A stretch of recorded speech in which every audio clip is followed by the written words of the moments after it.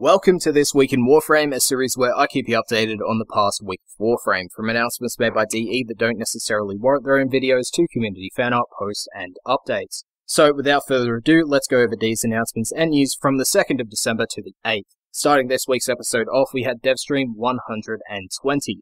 One of the first things they addressed was the in-game chat moderation issues, and for those not familiar with the current issues and abuse of the moderators, I suggest you watch PsyCoCinematics' video Corpus Cops on the matter, as well as his recent recap of the current events. But what they did state in the Devstream is that they have reached out to a third-party chat moderation company for assistance and consultation services regarding the current moderation issues, and that may or may not include the abuse of power.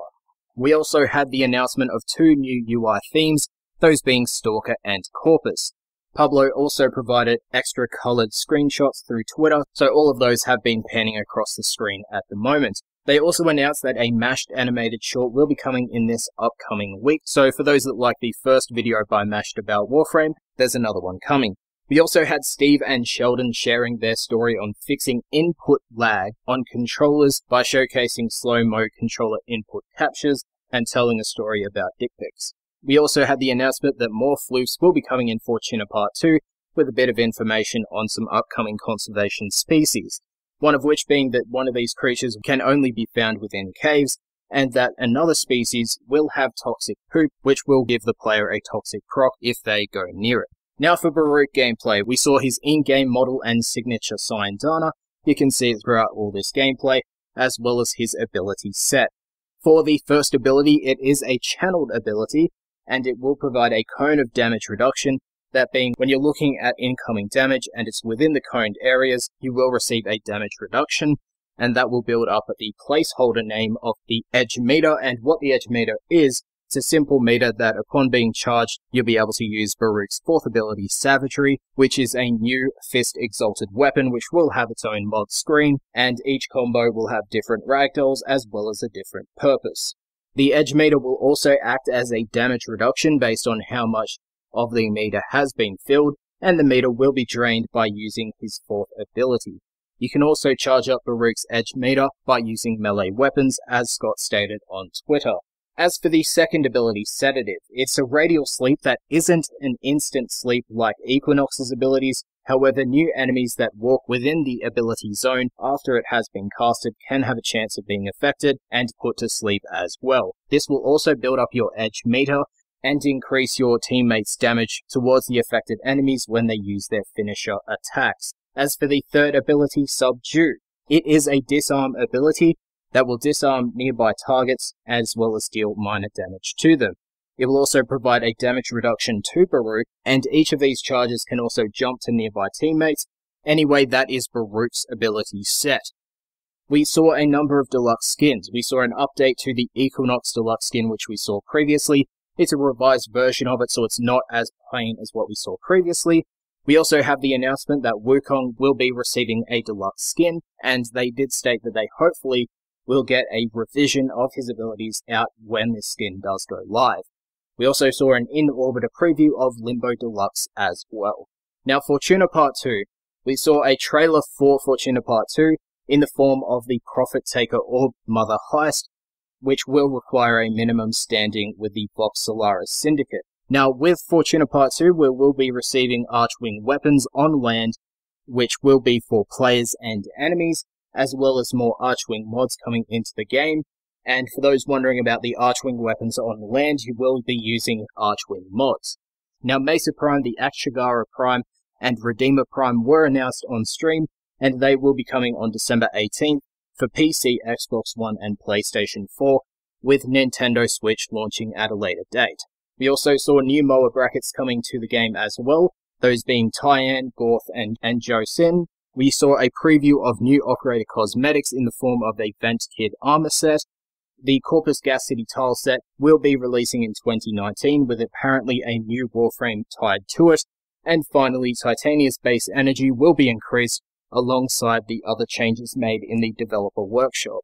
Anyway, that concludes the Devstream 120 section of this recap, so now on to other announcements made throughout the week. Now, with the announcement of Mesa Prime, the Redeemer Prime, and the Akchigara Prime, Banshee Prime, the Euphona Prime, and Helios Prime will be entering the Prime Vault on December 18th. Now, for those that don't know, the Prime Vault is where you won't be able to get these items outside of trading with other players or using the relics that you acquired by playing the game when they were available. So after December 18th, you won't be able to farm for Banshee Prime, Euphona Prime, or Helios Prime's relics in-game. Chroma Prime will also be retired from the Prime Access program, so you won't be able to pick up Chroma Prime's accessories, those being the Amugi Prime Armor Set and the Impetus Prime Syandana for real-life cash, and you'll have to wait until they come back in a Prime Vault. As for Chroma Prime and his Prime weapons, you'll still be able to farm for those in-game. Now on to PC hotfixes. We had hotfix 24.1.3, which released some changes in regards to in-game chat moderation. So any in-game kick, ban, or spam flush message will now be shown as a system notification in chat rather than a private message. So it's one of their steps in improving the chat moderation in-game. As for the changes made to the game itself, they improved the accuracy of the in-game FPS counter and made numerous improvements to the max frame rate setting. For more information on that, I suggest you read D.E. Glenn's Developer Workshop. They made numerous optimizations to enemy and NPC navigation and included additional optimizations to modern CPUs. They tweaked audio delay to Yuriko's bounty transmission, tweaked audio on Nathaniel's billboard lines, and Enthrall can now be used while on ziplines. They also made it so mining results will now use the themed resource icon if it is available. Garuda also saw one change and a number of fixes, that change being that they capped Garuda's Dread Mirror and Blood Altar dashes to 150 meters. As for the fixes that were made in hotfix 24.1.3 and 24.1.3.1 and 2, they're up on your screen, as well as links to them in the description down below. Now, Winter Solstice 2018 has also returned, so players can pick up the Winter Bundle, the Winter Cosmetics Bundle, and the Solstice Cosmetics Bundle, as well as a number of glyph packs that are available only during the Christmas period. You will have up until January 9th at 2 PM Eastern Time to pick up these items, so make sure you do it before that date. There's also a number of 1 credit purchases that you can make to get some adjustments to your Orbiter, as well as the Candy Cane Scythe skin, and your fist melee weapons to make them into little bells. Now for console players on Xbox One and PS4, you guys will have Fortuna on December 10th, so all the information about what you guys will be getting will be in the forum post, which I suggest you read before the update does go live. Now for PlayStation 4 players, you guys can now pick up your PS4 Fortuna theme from the PlayStation Market. For Nintendo Switch players, you received Hotfix 2, so all information about that hotfix is up on your screen as well as linked in the description down below. Tennogen Round 15 has also seen a deadline of January 7th at 12 PM Eastern Time, so if you're a Tennogen creator, make sure you put in your Tennogen content before that date. Now for PlayStation 4, Xbox One, and Nintendo Switch, your Tennogen Round 14 will be released in segments based on the amount of content that will be coming in Tennogen Round 14. Now on to developer tweaks. First off, we had D.E. Pablo coming out and asking if they would like Conclave augments made into the universal augments of the game, such as the Rumbled augment for Atlas in Conclave.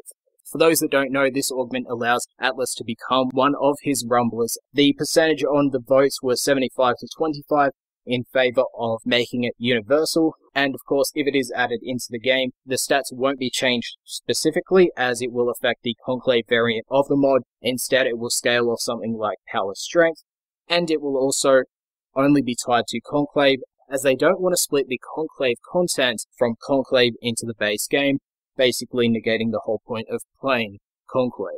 Finally, we had D.E. George coming out again with a small little video showing that Fortuna's soundtrack will be coming to the Soma Chord, so once again, for the 5th time, it will be coming in the future. Anyway, that concludes the developer comments of this video. Now on to community fan art. First off, we have Aria Octavia by Daisy Fentiman, Warframe Teshin by W. Gero, and Necros by Ketku Kopi on DeviantArt. Links to the art pieces themselves are in the description down below, as well as everything else that I talked about in today's video, as well as context on the in-game chat moderation issues. That concludes this week in Warframe. If you found the video helpful, make sure to leave a like. If you think I can improve upon the series in any way, shape, or form, make sure to leave it in a comment section down below. And if you missed out on last week's episode, make sure to click the annotation on the screen that will take you right to it. Thank you for watching, and I'll see you guys next time. I am going to pass out.